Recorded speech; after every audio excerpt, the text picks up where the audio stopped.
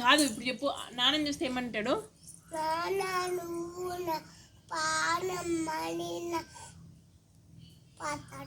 నన్ను పాడతాడా?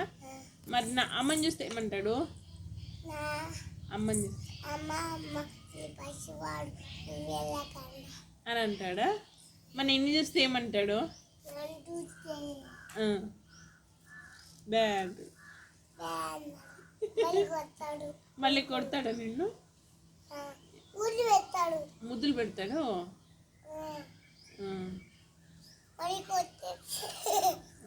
నిజాలమ్మ.